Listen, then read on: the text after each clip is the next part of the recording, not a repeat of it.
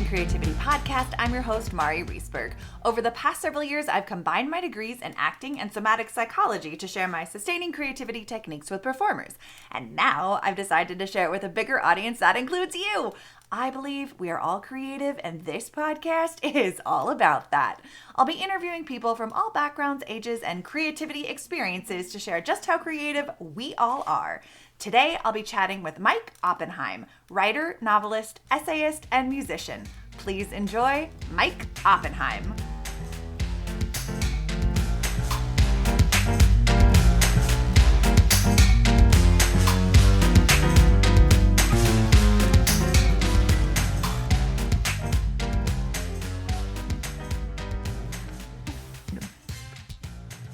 Welcome to the Sustaining Creativity podcast. Today, I'm here with Mike Oppenheim, writer, novelist, essay, musician, filmmaker, podcaster, so many things you have on your plate. And welcome to the podcast. Thank you. Thanks so much for having me on. It's a pleasure to be on. And like you said, I do a lot of things. So I just always tell people I'm into like the arts and crafts, like a little kid. I basically just wake up and obviously I also work for a living, but some of what I earn income from, actually a majority now, is from these creative things. So I've been working my whole life, and it's starting to pay off in my 40s, which is, I think, always a good message to tell people, because you never know, but you won't care when. That's what I would tell people. I love it. Well, I'm super excited to dig into all of the arts and crafts creative pieces and maybe seemingly non-creative, which may be more creative than we give it credit, pieces as well. But why don't you take a couple of minutes and just let our listeners know a little bit more about who you are, Mike, and what you do? Sure. Yeah. So I think, like I said, I'm 43. I currently live in Phoenix, Arizona, but I was raised in the Bay Area, San Francisco Bay Area of California. So I have like pretty much hippie roots. The Bay Area has changed a lot. So I grew up before tech came in. So just in case someone who's younger is listening, I would say the modern perception of where I grew up is very different from how I grew up. But when I grew up there, it was like scientists said like nuclear free zone, like Berkeley, California, and stuff like that. So it's just a very optimistic, hopeful place. And I think that has a lot to do with my life, because my parents were and still are transcendental meditators. And so they didn't raise me with any religion. They were like, meditating is the path to peace, self-awareness matters, things like that. So as a little kid, I think I was like drinking very weird Kool-Aid for an American, even in Berkeley, California. And none of that I mean, my parents were still like good parents, and so they raised me to go to school. And so I am well educated. I have a MFA in writing fiction, and I've also been an English teacher many years of my life. So yeah, I do have like a serious side, but I'm also just a pretty silly, happy-go-lucky person. And what I do for a living is multifold, but it all has to do with creative stuff. So like I said, I have a Substack, MikeyOp.com, where I put everything I do: films, cartoons, essays, novels, well, links to the novels and stuff like that. And then I also index books, which I find is interesting when I tell people on an airplane. Like, it's one of those weird jobs. So if you go to the back of a nonfiction, usually book, and there's an index, like, Queen Latifah, page 65, like that, some guy like me did that. I get paid to go through a book and create an index. And it's actually a lot of fun when I get fun books. It's not always fun, but so I think that's my life in a nutshell. Oh, I mean, the most important thing to me is my family and my children. So I am happily married, and I have 3 children. I have a boy who is 9, and I have a daughter who's going to turn 4 this July. And I have a wee little daughter who just turned 1 on February 8th. Oh my goodness, you're busy. Yeah, It I'm very sounds busy. Doing these podcasts is actually a great relief for me. It's like my wife and my family is told, like, Dad's going to go to that weird room where he closes the door for and a half an hour doing it. And actually, sometimes when someone's like, it's a 2-hour podcast, I'm like, awesome, let's do this.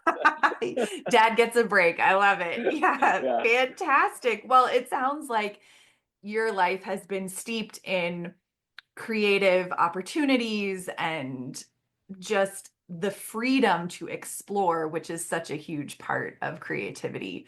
And so when you think of being creative, what does it mean to you to be creative? Yeah, I think I'd like to answer this question from the period of my life where I wasn't feeling creative yet creating, which is because my first dream was to be a professional musician. I spent a lot of time cultivating music creatively. So I was writing songs constantly in my youth. I was recording albums, but then when I actually formed like a real band and we were touring and sending demos and stuff out, it became apparent to me that there's like a real barrier to entry in any of the things I do, and they actually have rules, and the rules do change over time, but they're still rules. So what I would tell people about creativity is you're being creative when you're not remembering the rules. When the rules are infringing on the process, you're still technically creating and you're still involved. But I think rules tend to kill flow state. And for me, flow state is creativity. And I also always mention this because I think it's very unfair that some artists have led people in society to believe that only art is creative. But my wife is an entrepreneur. There's tons of creativity and flow state in that. I have friends who are lawyers. There's tons of flow state moments and creativity in law. And so I think it's really like I love your title of your podcast, even, and just the idea behind, because creativity does really matter. And I believe this is where I get a little esoteric and weird, but my podcast is called Coffin Talk and I'm into metaphysics. But I think the human directive is to come here and create. I really do. I think that's like a huge part of the human experience. I don't think beavers are creating dams. I think beavers are making dams. Like that's kind of a difference to me. Yeah, I appreciate that the rules piece, like the creative aspect or creative state happens in that non-rule space. I'm curious when you think are rules different than boundaries, and does one help more than the other for you in creativity? That's a fantastic question. I don't think I've ever even really been asked that or thought about it. I think your personal boundaries and rules totally matter, and I think they do Yeah. frame it. Um, you know, like a big turn in my career, a huge one, is I stopped swearing. Like I stopped using cuss words because Hmm. even though I love them and I love to use cuss words, and it has nothing to do with having kids. I heard Jerry Seinfeld of all people say it, but he's like, "Why limit your audience? Like you know that there's people out there who those words offend and they will immediately turn you off." For him, he's a comedian. Hmm. They will immediately get up and leave. They'll close the essay of mine that they're reading, and it really struck me. So I'll still like sometimes use asterisks and I'll bleep something out, but that's like on purpose to show the cuss word, because those words do exist and we have them. But the overall point is like a sentence isn't actually funnier with the F word in it. It's just I come from like the when I was 15, it was like, there's like a, so I do think boundaries and rules like that matter.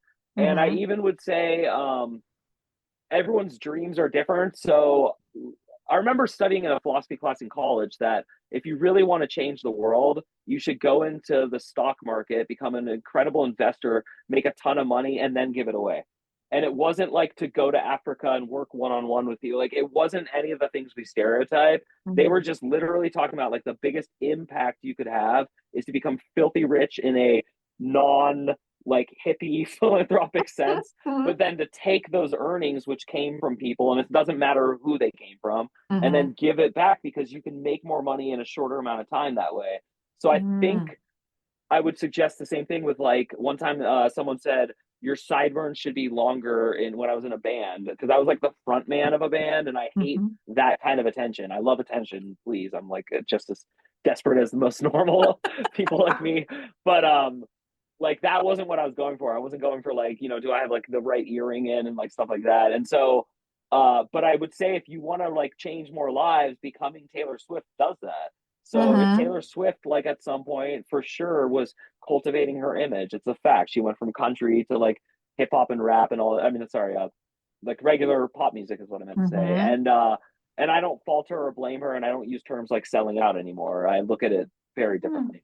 So I think I answered Yeah. like two versions of your question. Totally. No, I love it. I mean, yeah, the curiosity was just around how you are kind of defining rules that we follow, societal rules or self-created rules, and then boundaries that we give ourselves. Because oftentimes, if you are given a blank piece of paper, many people really struggle to say, well, what am I supposed to do with this? But if you give them some, or they create their own boundaries about the blank piece of paper, if, oh, I can only use the color blue on this, then that opens a different opportunity of creativity that's different than you have to color in the lines, quote unquote.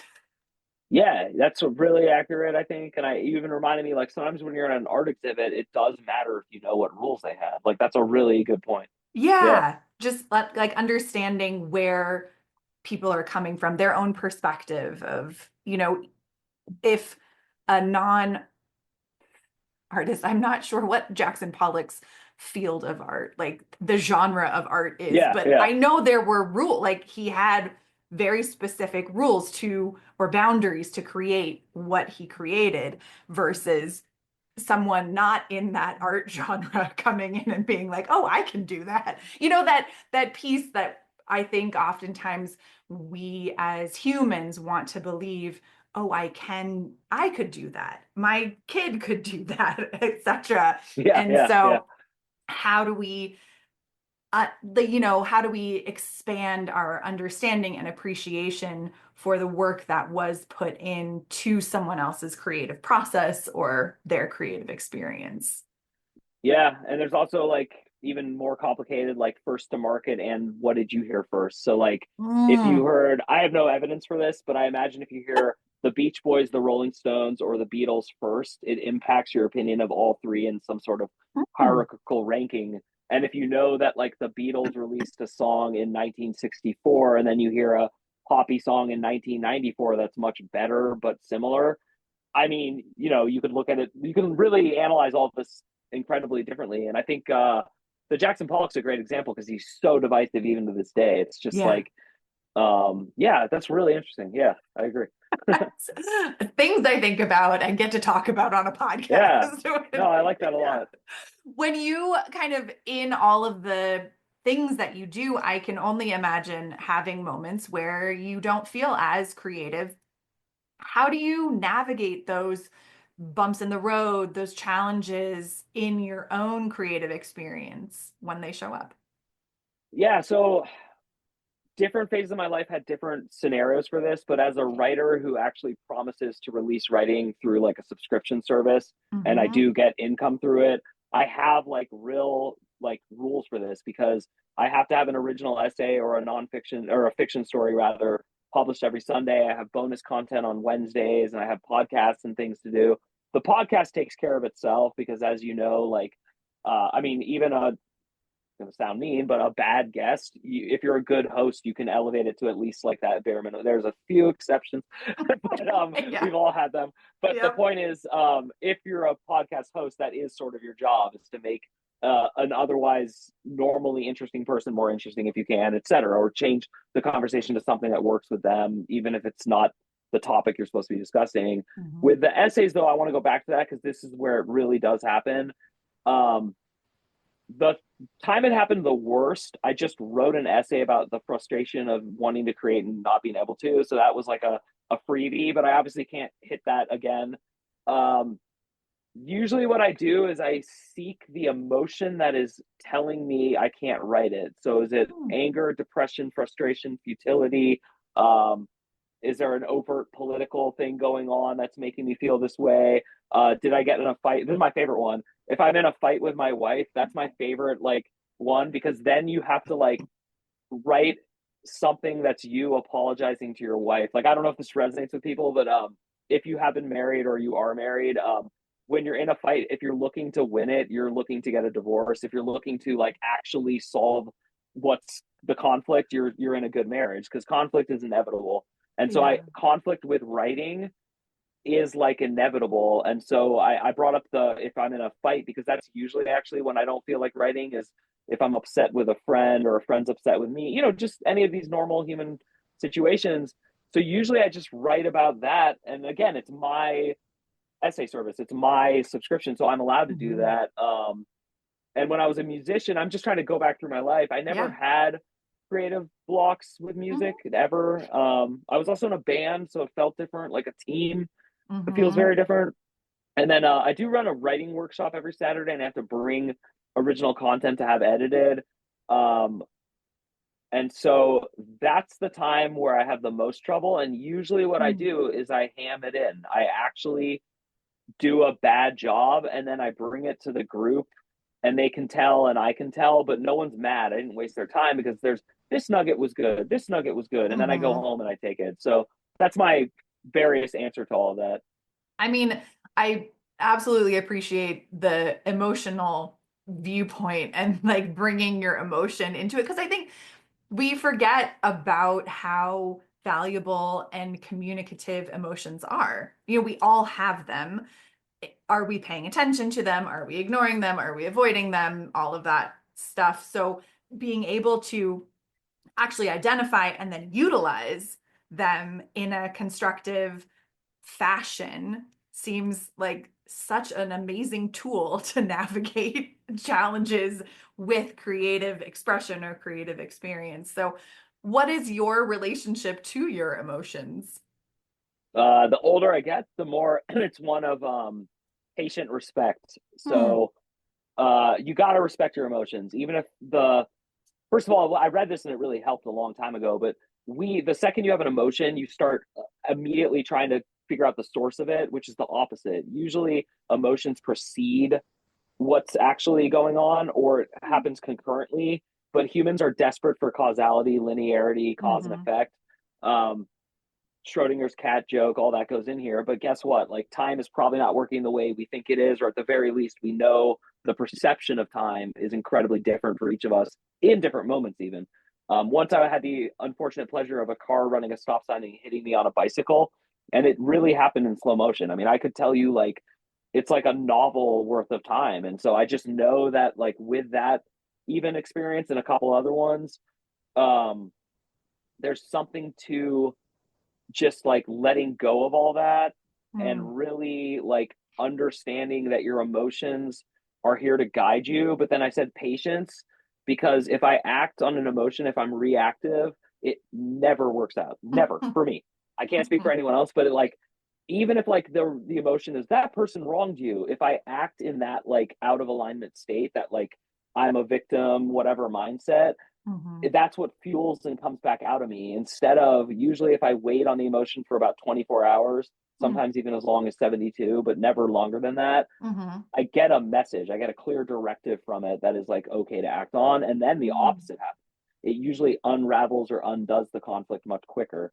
Hmm. So I'm finding that out the hard way as I get older, but it's really important for me with children, especially like children are here to like try your temper and to poke things that social people can't. Like anyone else, you can sue them for what kids do to you. You know, you can like. I mean, there's a lot of like legal action you could take against anyone over 18 doing what your kids do to you every minute of your life. So not every minute, that's so mean, but you know, yeah. Very true. I appreciate just the emotional experience and as you've gotten older, the reflection on how to navigate and how they contribute and at times it sounds like hinder creative flow and opportunity in various facets of your life. I mean, speaking of kids, what's your earliest memory of being creative? Oh wow, that's so one's planted in because my mom always told me this, but it is whenever excuse me, whenever I want to quit, which is often because I have like this why am I doing this? Who am I doing this for? Like complex, which I think a lot of people have, especially like the more social media became a thing, the Hmm. less I felt like contributing my art to the world because the more I see the like I'm trying to think of a more polite word, the horness aspects of like Yeah. just it really is. It's hard for me to use any other word, but there's this like for profit monetization aspect of art and creativity that was at least hidden better when I was a child. Mm. It probably was the same. I will never know. But my point is, my mom told me that before I ever spoke or talked, I would get up in a crib and mimic with perfect English songs that my grandma had sung to me. And I would belt them out and she'd come in, but then I couldn't talk. Like I didn't have, I was not saying words.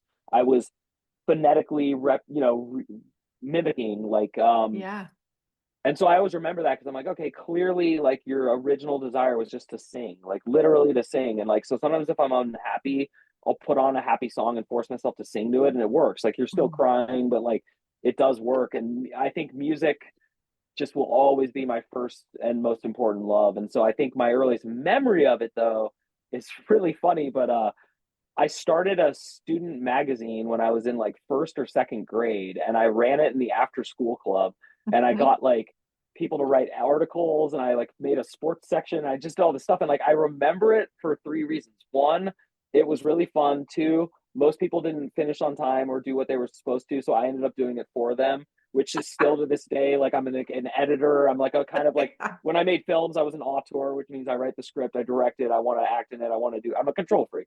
Um, so that's my earliest memory actually was doing that, but then also having everyone love it and having it like be a real success. I mean, like for whatever that means. But yeah. Right. Who wouldn't? I love the that you're drawing that connection between what you did in first grade to what you do now in your life and how that creative process and creative experience shows up in adulthood. Because it always fascinates me when people are really like, oh yeah, that has translated. And it sounds like you had people in your life who were very supportive of creative expression and endeavor.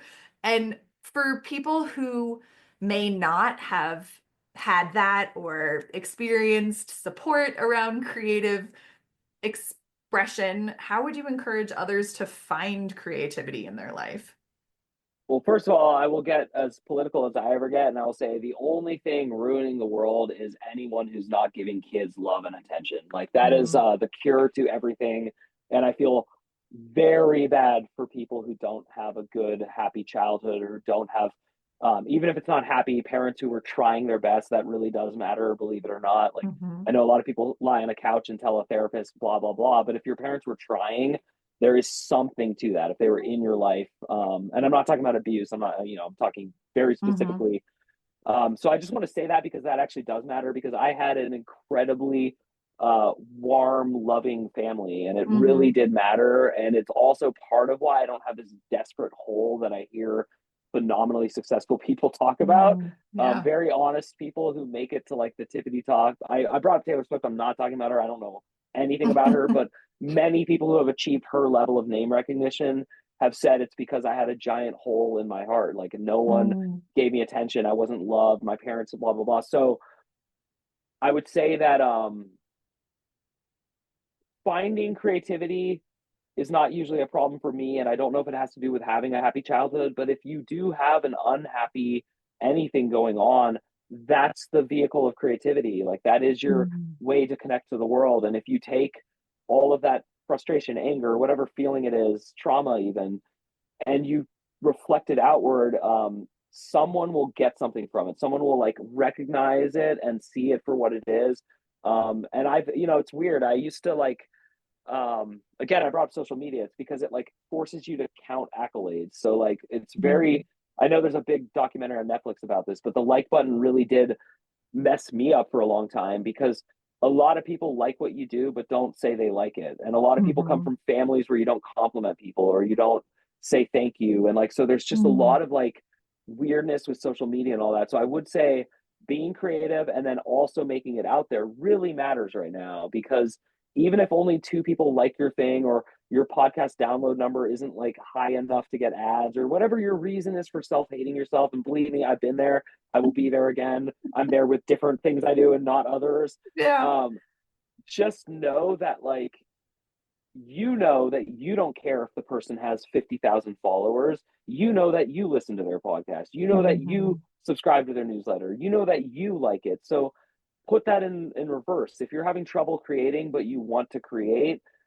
that's like the vehicle is just connecting with people you don't know and never knowing if you connected. That's really important to be able to do that. So did Mm. I feel like I started to answer your question and then I went on a total tangent, but But I think you came back around and it okay, all worked. right. You got it. So yeah, no worries.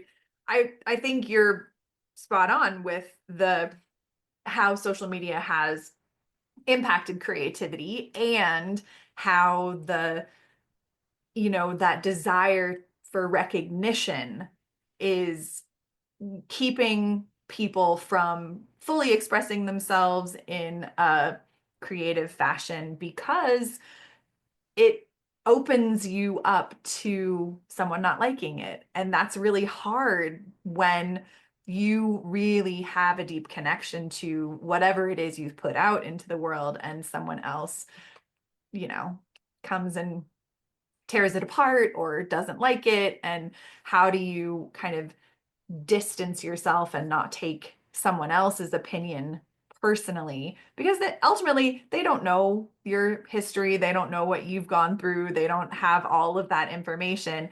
And the art that you put out there, whether it's music or fine art or dance or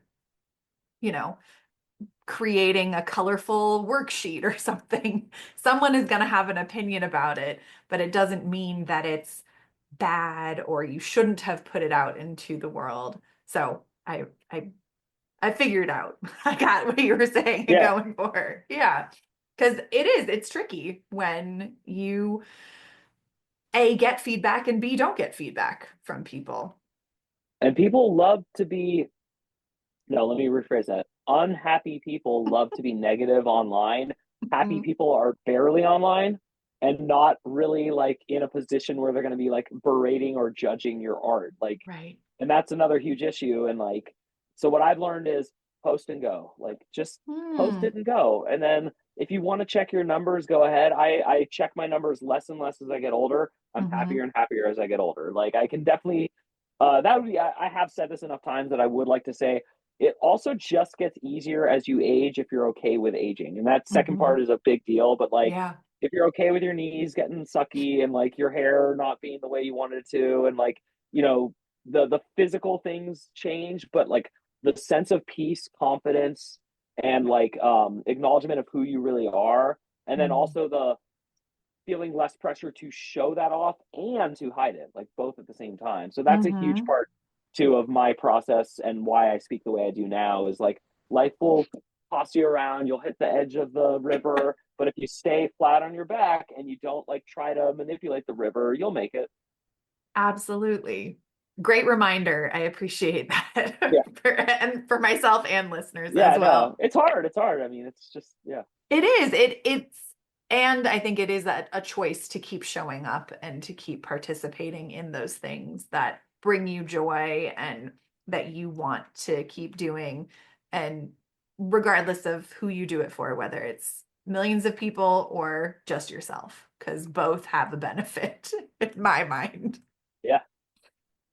Yeah, well, I have thoroughly enjoyed our conversation. I just have one last question. What does it feel like in your body to be creative? Great question. I don't feel like I'm in my body. That's the answer. I'd actually, it's the only time I like really forget that I'm a human, and then forget that I'm self-loathing and self-loving and self this, that, and the other. It's the only time where I'm not really of the self. I'm also convinced that just like people, I used to like, so I wasn't raised with religion, so I used to really gawk at like athletes and musicians and people who said like, God gave this to me, I need to thank God. Now I get it. Like I just wasn't raised with the term God, but it's source, it's flow state. It's just like when you enter into it and everyone knows you're not you, and then you come back. And so I used to think consciousness was who I am, but that's not even true. I don't know who I am, but I know the answer to your question is when I'm creative, I'm definitely not Mike. And then I just come back and put a byline that says Mike did this, but it's not really true. I love that answer. That's fantastic.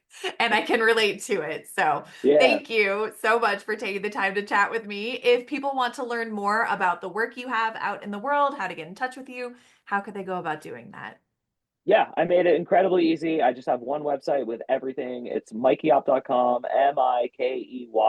MikeYopp.com. And if you go there, there'll be a little button that says subscribe. It's free. You'll get one email a week from me. You'll get a feel for who I am. And if you don't like it, you'll unsubscribe and I'll never know. So that's it. Perfect. Well, I will add that to show notes so people have easy access. And thank you so much for taking the time to chat with me. I have thoroughly enjoyed our conversation. Likewise, and thank you so much.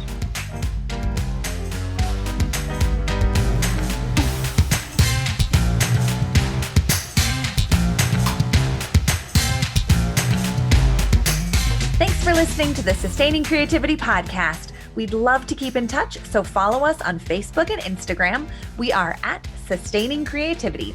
Make sure to subscribe to the podcast wherever you listen to podcasts. Tag your friends and family so they can listen too. We love to hear from you, so leave your reviews, comments, and questions. Check out our website, sustainingcreativity.com, for upcoming offerings and creativity coaching. Tune in Tuesdays for our next episode. And remember, with creativity, anything's possible.